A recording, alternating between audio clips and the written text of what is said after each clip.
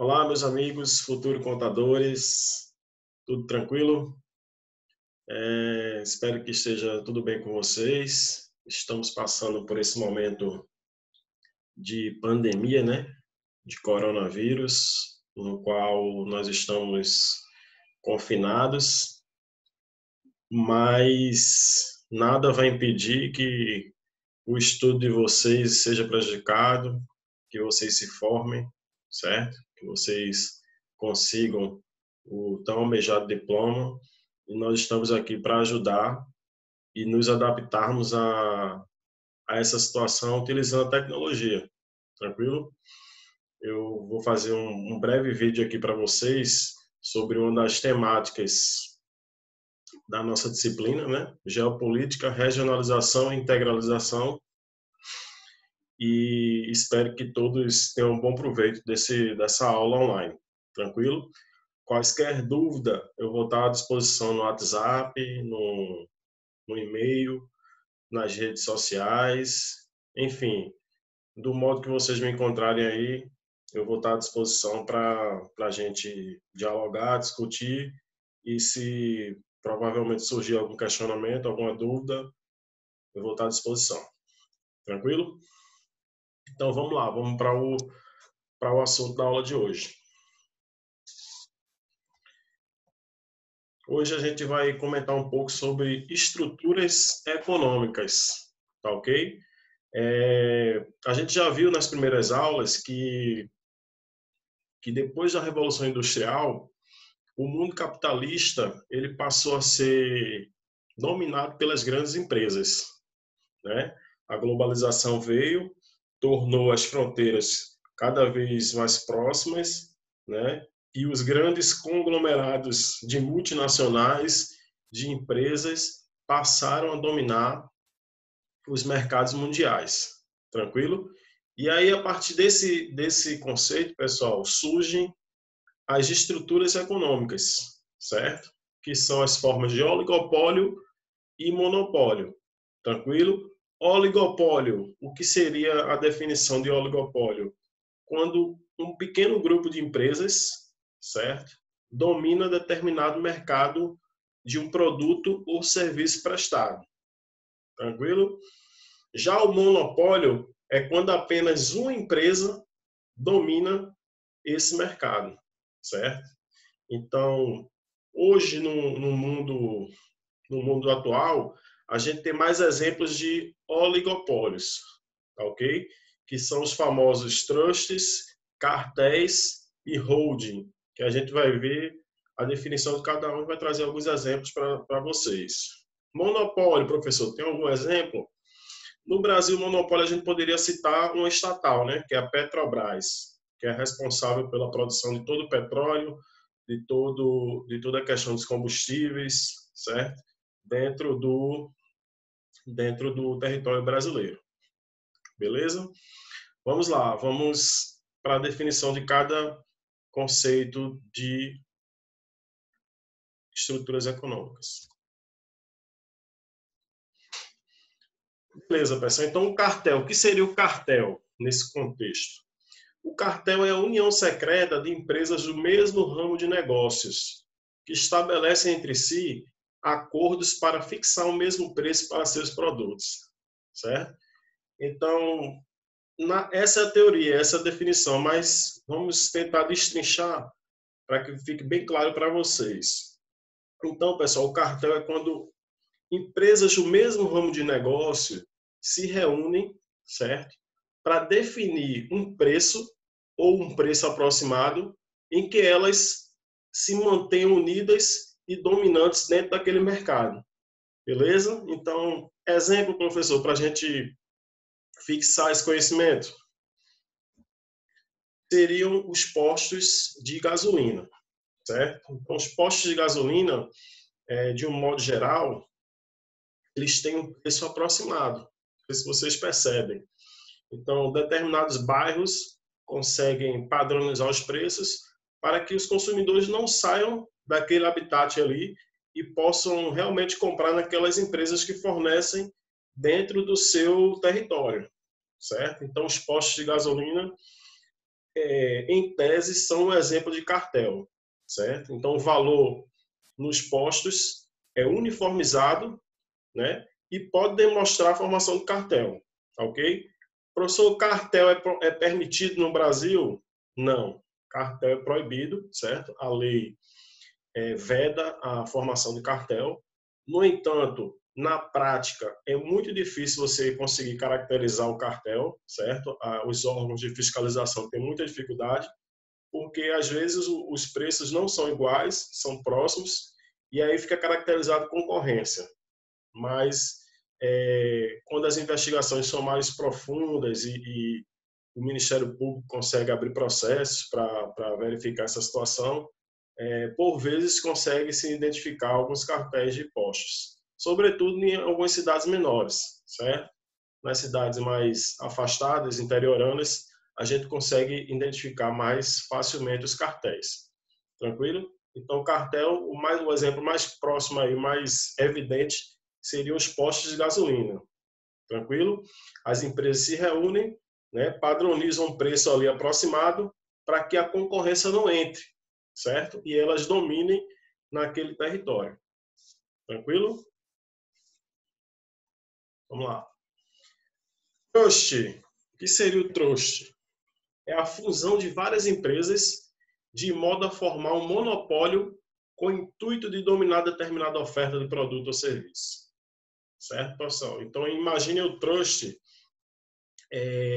como uma reunião de empresas ou de uma empresa só que domina outras no setor de produção do produto ou serviço que ela está à disposição na sociedade. Vou dar um exemplo aqui para vocês. Imagine a Nike.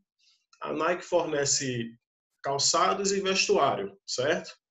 Só que a Nike é o produto final. Você tem ali o tênis, tem a roupa disponível na loja para você comprar. Mas como é que funciona o processo produtivo da Nike? Eles têm que ter o quê? Tem que ter a matéria-prima, né, que é o couro, tem que ter o tecido, certo? Tem que ter a logística para que esse produto chegue no consumidor final. Então, a Nike, vamos supor que ela se propõe a dominar esse mercado desde a porteira, que seria a questão da extração dos tecidos, dos couros, até o consumidor final, passando pela logística. Vamos imaginar que ela não dependesse de nenhuma outra empresa para dominar esse mercado, certo? Então, isso seria o trust.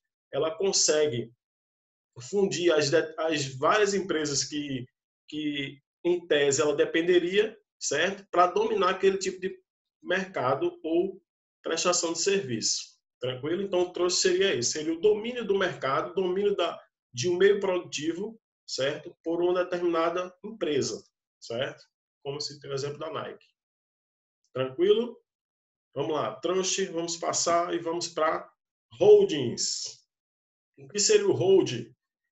A partir do momento que grandes empresários, no lugar de montar suas próprias indústrias, passam a comprar ações de empresas de um mesmo ramo de negócio, surge as holdings, certo? Então, aqui, percebo que lá no trust, eu vou o quê? Eu vou focar no processo produtivo, certo? Eu vou querer dominar todas aquelas empresas que fazem o seu papel dentro da cadeia produtiva e eu passo a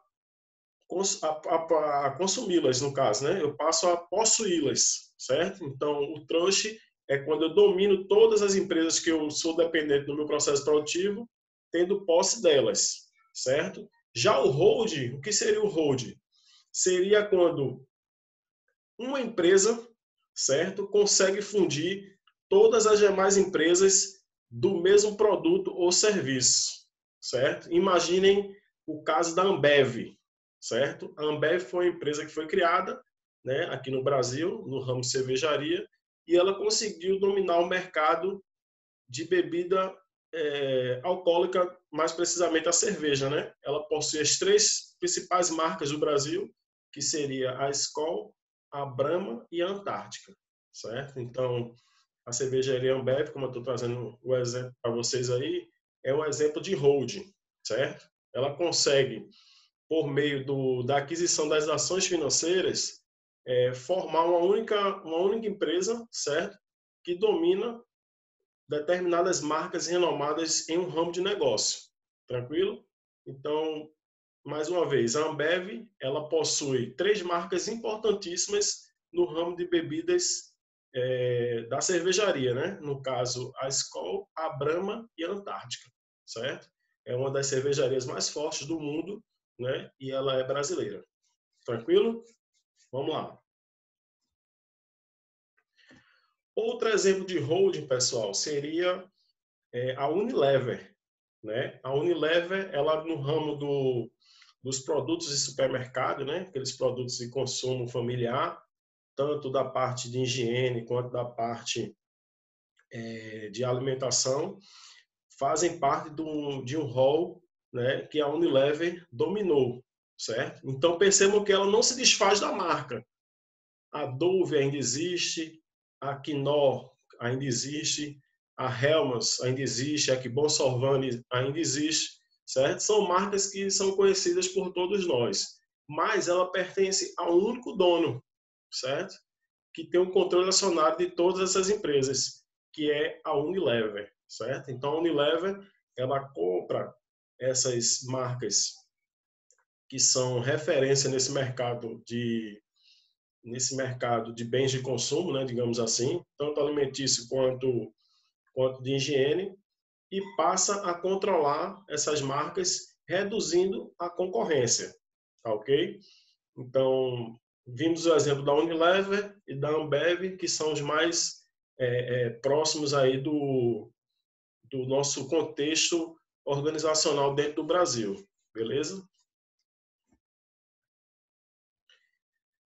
Eu trouxe para vocês também aqui, ó, essa ramificação dos holdings, certo? Aqui em relação ao contexto internacional, nós temos várias empresas que fazem parte do contexto do holding. Então nós temos, por exemplo, a Coca-Cola, certo? Quando a gente toma uma Fanta, uma Sprite ou uma Quat, a gente está tomando, na verdade, um produto que faz parte da Coca-Cola, certo? O que eram anteriormente concorrentes passam a ser empresas da mesma marca, do mesmo ramo de negócio, do mesmo acionista, certo? Elas deixam de ser concorrentes e passam a ser opção para o consumidor, trazendo a mesma lucratividade para aquela marca referência, que é a Coca-Cola, certo? Então você tem a Nestlé, também tem várias ramificações, marcas de chocolate, laticínios, que fazem parte da Nestlé, certo? A P&G, né, também no ramo de produtos higiênicos e de limpeza, tem um grande hall de produtos, certo? Um grande mercado consumidor. Temos a Johnson Johnson também, não sei se vocês observam aí na imagem, certo? Enfim, são as holdings que mais aparecem no nosso dia a dia aí, que às vezes a gente não sabe, né? A gente às vezes pensa que é concorrente, mas na verdade fazem parte da mesma empresa, do mesmo acionista. Tranquilo? Vamos passar aqui. Vamos lá. Commodities. Commodities é o termo utilizado para se referir aos produtos de origem primária que são transacionados nas bolsas de mercadorias, certo? Então, eu tenho uma matéria-prima, certo? E eu vou atribuir valor financeiro a essa matéria-prima. É o famoso commodity. Eu tenho aqui no Brasil os famosos commodities agrícolas, quais sejam a carne bovina, o milho, o algodão, certo? Então eu vou dar valor financeiro a esses bens que fazem parte dos bens de matéria-prima, né? Que são exportados. Então, por exemplo, a arroba do boi, certo? Eu vou atribuir um valor à arroba do boi. A arroba tem quantos quilos? 15 quilos. Então, dentro do mercado internacional, aquela arroba vai ter um certo valor. Ok? R$300, 250, vai ser precificado conforme o commodities, certo? Então, commodities nada mais, nada menos que isso, pessoal. É a precificação, certo? Precificação financeira de uma matéria-prima, certo? A gente discuta tanto falar nesse termo, mas por vezes passa despercebido nas nossas mentes. certo? Mas é um termo muito utilizado na economia. Tranquilo? Commodities é o termo utilizado para se referir aos produtos de origem primária que são transacionados nas bolsas de mercadorias. Beleza? Vamos lá. Aí eu trouxe esse questionamento para vocês. Diz o seguinte: assim, se o preço do algodão elevar-se no mercado externo por escassez na produção mundial, o Brasil, por exemplo, mesmo que o produza muito, verá os seus preços elevados, principalmente para exportação, certo? Então ele está falando aqui da questão do impacto de uma possível crise mundial na produção brasileira, certo? Do mesmo modo que se o mercado externo não está conseguindo produzir um determinado bem de consumo, vamos dizer a carne, e o Brasil consiga produzir de forma excelente e com quantidades ótimas, ele vai ter uma lucratividade maior, certo? É o caso do petróleo lá da Arábia Saudita, né? Dos países do Oriente Médio ali, que possuem uma grande produção de um bem que é escasso, certo? Em termos mundiais, e faz com que eles possuam lucros exorbitantes, certo? No caso do petróleo. Tranquilo? Então, a commodity ela tem influência em todo o mercado internacional, certo? Aí nessa imagem, galera, eu trouxe para vocês a questão da divisão internacional do trabalho. Eu já tinha citado em uma das nossas primeiras aulas, mas aqui eu trouxe a evolução de toda a DIT, certo? Que é a Divisão Internacional do Trabalho. Então, a origem começou no capitalismo comercial, como vocês percebem aí na parte superior da tela, certo? Então, as metrópoles, né, com a expansão marítima, vinham para os territórios explorar, né, que eram as famosas colônias. No caso do Brasil, metrópole era Portugal e a nossa colônia, que era o caso do Brasil, certo? Então, o que é que eles faziam? Eles extraíam metais preciosos, especiarias, escravos e, por consequência, prometiam as manufaturas, certo? Que era o produto manufaturado, passado pelo processo industrial, certo? E aí você teve a Revolução Industrial, que continuou praticamente com a mesma sistemática. Eles vinham aqui, né, extrair nossas principais matérias-primas, agrícolas, minerais e fósseis, e traziam produtos industrializados. Aí, por fim, você tem um capitalismo financeiro, certo? Que é após a Segunda Guerra Mundial. Aí você tem os países desenvolvidos, né? Muda a sistemática, ele deixa de ser colônia e passa a ser país subdesenvolvido, trazendo o quê? Trazendo capitais, investimentos e empréstimo, certo? Pouco, né, em tese. E nós, como sempre, fornecemos produtos primários, agrícolas e minerais, ok? E com a era da globalização, eles passam a nos fornecer tecnologia, né? Produtos, investimentos especulativos e bens superiores, que são os bens tecnológicos, ok? Percebam, pessoal, que a dinâmica da divisão internacional do trabalho, ela passou por algumas evoluções, mas, de um modo geral, os países que antes eram chamados de metrópole e hoje são chamados de países desenvolvidos, que é o caso dos Estados Unidos e da União Europeia, eles sempre tiveram hegemonia, né, e vinham extrair a nossa matéria-prima, certo? Fornecendo manufatura e produtos industrializados e tecnologia com o passar do tempo em preços não tão baratos, ok? Então, essa divisão faz com que a gente tenha como consequência uma desigualdade internacional do capital, certo? Então, o capital mundial ele sempre foi concentrado nas grandes empresas, tanto dos Estados Unidos quanto da Europa, trazendo em detrimento, né, a questão do não desenvolvimento regional dos países da América do Sul e da África, tá ok? Então é bom a gente ter essa ideia da divisão internacional do trabalho, porque a gente começa a entender a questão da desigualdade da distribuição do capital, Tranquilo? Vamos passar aqui para o próximo slide. Nesse contexto, turma, surgem as multinacionais, né? Que a gente também já comentou em algum momento. E qual é a atividade das multinacionais? É a instalação de filiais ou fábricas, né, em países periféricos em busca de mão de obra farta e barata, além de um acesso mais facilitado às matérias-primas nesses países, certo? Então, quando eu instalo a multinacional, eu trago a Microsoft para São Paulo e eu reduzo, né, os meus custos em relação à logística de matéria-prima, certo?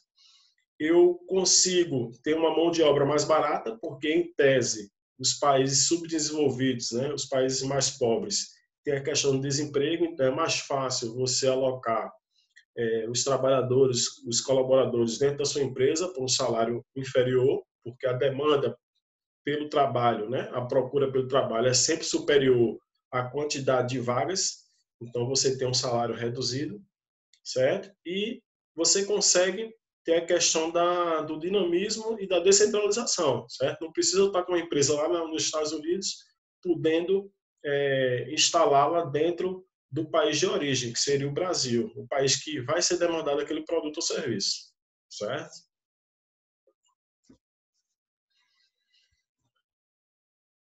Tranquilo, pessoal, tudo bem até aqui, estamos seguindo forte aí. Espero que estejam gostando da aula e entendendo todo o assunto, certo? Quaisquer dúvidas, eu peço que vocês anotem aí e depois a gente interage aí por meio das redes sociais e dos grupos aí que a gente tem aí disponíveis, certo? Então, como é de praxe, né, vocês conhecem minha didática, vamos para uma questão do que a gente viu até agora aqui, certo? Vamos tentar resolver essa questão. Questão simples, certo? Que elenca todo o conhecimento até então visto. Vou dar 30 segundos para vocês resolverem e encontrarem a alternativa correta. Beleza?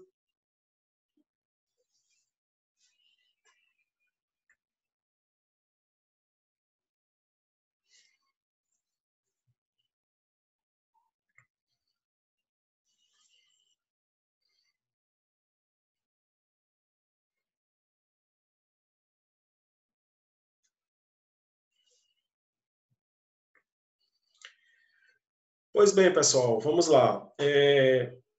Ele pede para você associar as colunas, né, conforme as definições abaixo. Tranquilo? Então você tem o cartel, o monopólio, o oligopólio e o holding. E aí ele te dá as definições de cada um. Vamos associar. Então, a primeira definição diz que o domínio do mercado é feito por uma única empresa. Esse conceito refere-se a quem, pessoal? Como visto na aula. Ao monopólio, né, galera? Monopólio. Então, aqui, você tem um domínio do mercado por uma única empresa. Eu até citei o exemplo da Petrobras aqui no Brasil, certo? Em relação ao setor de combustíveis, né, e de petróleo. Vamos lá. Domínio do mercado por poucas empresas.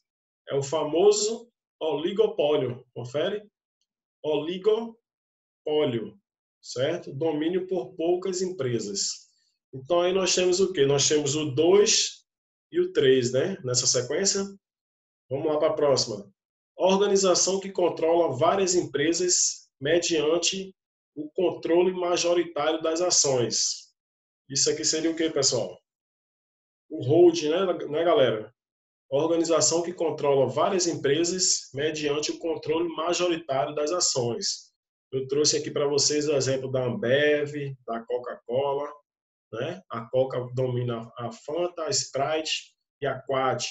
A Ambev é dominante em relação a quem? A Skol, a Brahma e a Antártica, certo? Foram alguns exemplos que a gente citou na aula. E, por fim, o acordo ou associação de várias empresas independentes para controlar o preço de mercado. Nesse caso, nós temos o cartel, não é isso? O cartel, que foi o exemplo do posto de combustível, que eles estabelecem um preço igual ou semelhante para dominar o mercado em determinada região, certo? Em determinado território, impedindo a concorrência. Tranquilo? Então, nós temos aí, ó, 2, 3, 4, 1. Seria o gabarito, a letra D, dado, D de dado. Tranquilo? Esse material eu vou disponibilizar para vocês na plataforma, tá ok? Os slides. Podem ficar tranquilos que vai dar para vocês acompanharem aí, se quiserem depois, né? Vamos lá, vamos para a próxima questão aqui, certo? Assinale qual dos fenômenos abaixo não representa uma consequência das atuais condições da divisão internacional do trabalho. Então, ele quer saber qual é que não representa uma consequência da DIT, certo? Letra A, intensificação da globalização e dos meios tecnológicos. Letra B, descentralização industrial e produtiva. Letra C, expansão das grandes corporações para todo o mundo. Letra D, enfraquecimento das leis ambientais em países periféricos. E, por fim, a letra E, a desconcentração das riquezas mundiais. Ele quer saber qual é que está errada, pessoal. Aqui não representa a questão da divisão internacional do trabalho, certo? Que a gente viu na imagem agora há pouco. Então, percebam que a DIT traz como consequência, traz como característica a intensificação da globalização. Vocês concordam? E dos meios tecnológicos. A globalização, que é a redução das fronteiras entre os países, né? E a inserção da tecnologia dentro dos meios sociais, certo? Então, aqui está verdadeira. A letra B, descentralização industrial e produtiva. Ok, né? A questão da instalação das empresas multinacionais nos outros países no qual elas estão querendo vender seu produto ou serviço, certo? Letra B também está corretinha. Expansão das grandes corporações para todo mundo, que é o caso de um exemplo da letra B, né? Quando você descentraliza, você expande as empresas para todo o território mundial. Ela passa a ser nacional para ser o quê? Multinacional. Tranquilo? Enfraquecimento das leis ambientais em países periféricos. De fato, pessoal, acontece enfraquecimento dessas leis. Por quê? Porque existe uma produção exacerbada, certo? Dos meios produtivos e, consequentemente, uma extração maior da natureza, danificação maior dos meios explorados. A exemplo da questão da madeira na Amazônia. Quem nunca viu aquelas matérias falando sobre a extração da madeira, né? E várias vezes a gente vê empresas sendo penalizadas por extraírem de forma errônea, né? De forma equivocada e contrariando as leis ambientais. Mas ele fala um enfraquecimento nesse sentido, de que o Estado como regulador, como controlador, como fiscalizador, não consegue, né, dar conta de toda essa fiscalização, porque são várias extrações, são várias empresas, são vários interesses, e aí você acaba perdendo o controle dessa situação, certo? Então, o enfraquecimento das leis ambientais, principalmente dos países periféricos, que são os países subdesenvolvidos, realmente é um fato que acontece bastante, certo? Em detrimento dos interesses desses grandes conglomerados industriais. E, por fim, a desconcentração das riquezas mundiais. Aí aqui está errado, né, pessoal? Não houve a desconcentração das riquezas mundiais. A gente sabe que na África existe uma grande pobreza, a própria América do Sul ainda é subdesenvolvida e a concentração realmente se dá nos países da Europa e nos Estados Unidos, né? Com algumas exceções relativas à China, ao Japão, na Ásia, né? Mas o grande capital, a concentração de fato, está nos Estados Unidos e na União Europeia. Tranquilo? Então, nós temos aí a letra E como gabarito, certo? Aí, nesse contexto aí de DIT, de estruturas econômicas, né? De grande dominação das empresas, aí você tem as características dos países subdesenvolvidos e desenvolvidos. certo? Vamos ver as características dos países desenvolvidos. Grande desenvolvimento técnico e científico, exportação de bens industrializados, série de empresas multinacionais, sociedades de bem-estar social, certo? Elevado índice de desenvolvimento humano, que é o IDH, né?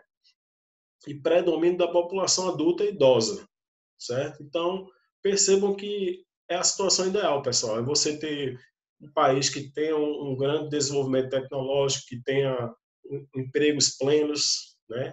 A sociedade vivendo com qualidade de vida excepcional, violência baixa, certo? Então, acesso aos serviços públicos de forma efetiva, certo? De forma eficiente, que traga realmente satisfação para a sociedade.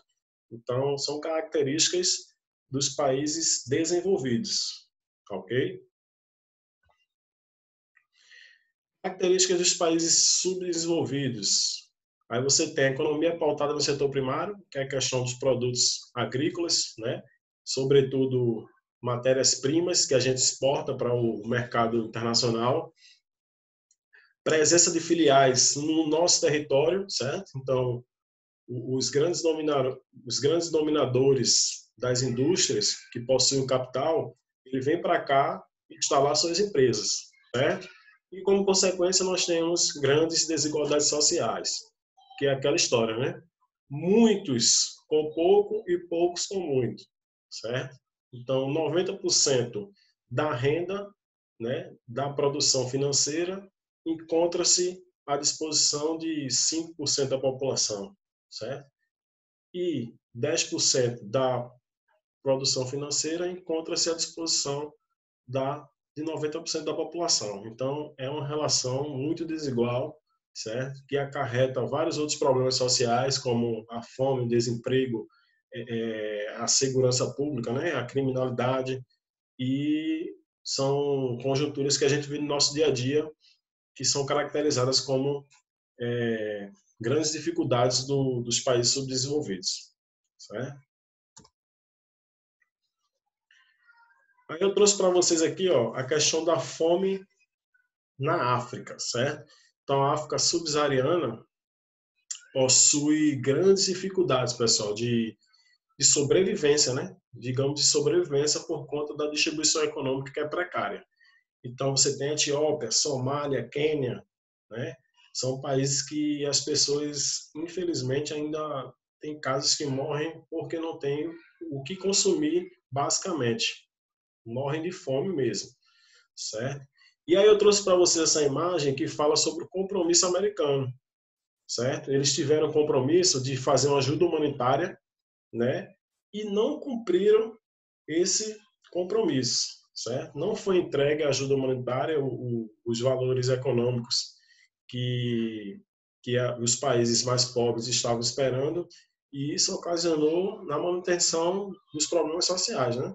Então percebam, a Etiópia, se vocês observarem aqui embaixo, a Etiópia recebeu 24% do prometido.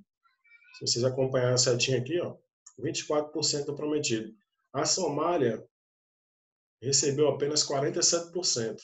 E a Quênia, do mesmo modo, certo? Então, aquelas imagens que a gente vê algumas crianças na África, né, bem magérrimas, com déficits nutricionais exacerbados, aquilo ali é real e faz parte da temática de distribuição econômica e desigualdade de renda, certo? Desigualdade econômica entre os países, o grande domínio dos conglomerados empresariais, né, que visam o lucro e, em detrimento disso, não tem responsabilidade social, certo? Acarretando nos mais diversos problemas sociais, certo?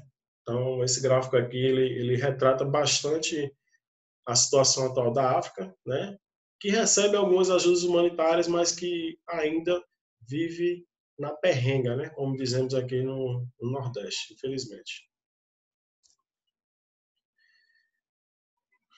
Aí eu trouxe para vocês aqui, ó, a questão da distribuição da água, certo? Do mesmo modo que eles não têm o que comer, que não têm os acessos mínimos à questão nutricional, eles também não têm água, certo?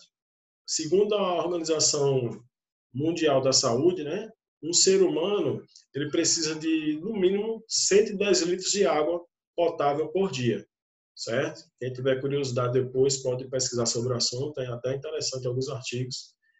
E a OMS fala isso. Nós temos que ter, no mínimo, à disposição 110 litros de água potável. Para quê, professor?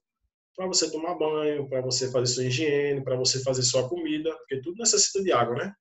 Para você consumir, né? Hidratar o corpo, certo? Então, é em torno de 100 a 110 litros de água por dia. Então, nesse mapa que eu trouxe para vocês, o que é que ele vai retratar? Ele vai retratar a mesma situação na África. Aquela mesma precariedade que a gente viu no anterior, a gente vê aqui agora. Percebam que a parte mais clara, certo? Aqui, ó, essa parte branquinha aqui que a seta está percorrendo, são os mesmos países, certo? Os mesmos países que a gente viu no slide anterior. Etiópia, Quênia, Somália. E lá, pessoal, eles, cada habitante, cada cidadão lá, não tem nem acesso ao mínimo que é exigido de água. Ou seja, eles têm de 50 a 65 litros de água à disposição. Quando tem, né? Quando tem. Então, percebam que é muito precária a situação da África subsaariana, certo? Então, tanto em termos de água, em termos de alimentos, em termos de meio, de acesso aos meios de saúde, enfim, é uma região que a precariedade domina e que, assim, a ajuda humanitária deveria chegar com mais força, né? Tendo em vista que o mundo produz, existem empresas que lucram, existem grandes conglomerados econômicos que têm condições de acabar com essa situação, mas, infelizmente, não há essa responsabilidade social por parte das empresas e dos governos que possuem mais recursos, certo? Pessoal, estamos finalizando aqui a nossa aula de hoje. Ok? Foi um prazer imenso estar gravando esse vídeo para vocês. Eu, sinceramente, não sou muito adepto à questão do EAD, porque eu acho que a aula presencial tem um cunho mais efetivo, assim, você consegue ter o relacionamento próximo com o aluno, consegue sentir ali as pessoas, ver os questionamentos, né, ver as dificuldades, mas a situação que a gente vive é atípica, né? Como eu disse lá no início da aula. Então a gente tem que se adaptar e tentar passar o máximo de informações para vocês, ok? Estou com muita saudade das aulas presenciais, certo? Espero que vocês mantenham o ritmo de dedicação, de atenção, de foco, para que nada impeça a vocês realizarem o sonho de vocês, certo? Tudo isso vai passar, certo? Espero que o quanto antes. E a questão da formação não vai ser prejudicada. A gente vai estar sempre fazendo vídeos, vai estar sempre passando atividades na plataforma para que vocês venham atingir os objetivos inerentes à temática, à disciplina, certo? Qualquer dúvida, eu estou à disposição, certo? Tanto no WhatsApp quanto em outros meios de comunicação. E é isso aí. A gente se vê no próximo vídeo, certo? Um abração, lembrança a todos aí e foco, fé e força. Vamos manter aí o nível de atenção máximo para que a gente não desista dos nossos objetivos, certo? E a mensagem que eu trago para vocês aqui, ó, nenhum obstáculo será grande se sua vontade de vencer for maior, certo? Todas as dificuldades irão passar e depois vai ser só comemoração. Tranquilo, pessoal? Valeu, um abraço a todos. Até a próxima.